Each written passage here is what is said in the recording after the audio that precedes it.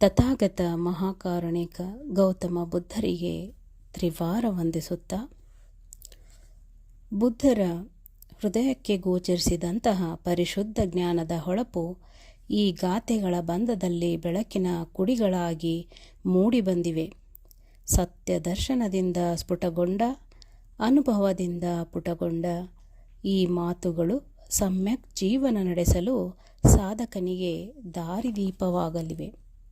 ಬನ್ನಿ ಇಂದು ಯಮಕವಗ್ಗದ 15 ಮತ್ತು 16ನೇ ಪದವನ್ನು ಓದೋಣ. ಇಧ ಶೋಚತಿ ಪೆಚ್ಛ ಶೋಚತಿ ಪಾಪಕಾರಿ ಉಭಯತ್ತ ಶೋಚತಿ ಸೋ ಶೋಚತಿ ಸೋ ವಿಜ್ಞೂತಿ ದಿಸ್ವಾ ಕಮ್ಮಕೀಲಿಟ್ಟಮತ್ತನೋ. ಅರ್ಥ: ಪಾಪ ಕಾರ್ಯ ಮಾಡಿರುವವನು ಇಲ್ಲಿಯೂ ಶೋಕಪಡುತ್ತಾನೆ, ಮುಂದೆಯೂ ಶೋಕಪಡುತ್ತಾನೆ, ಇಹ ಪರಗಳೆರಡರಲ್ಲೂ ಶೋಕಿಸುತ್ತಾನೆ.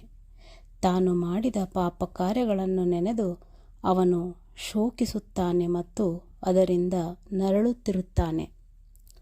ಇದ ಬೋಧತಿ ಪೆಚ್ಚ ಮೋದತಿ ಕತ ಪುಣ್ಯೋ ಉಭಯತ್ತ ಮೋದತಿ ಸೋ ಮೋದತಿ ಸೋಪಮೋದತಿ ದಿಸ್ವಾ ಕಮ್ಮ ವಿಶುದ್ಧಿಮತ್ತನೋ.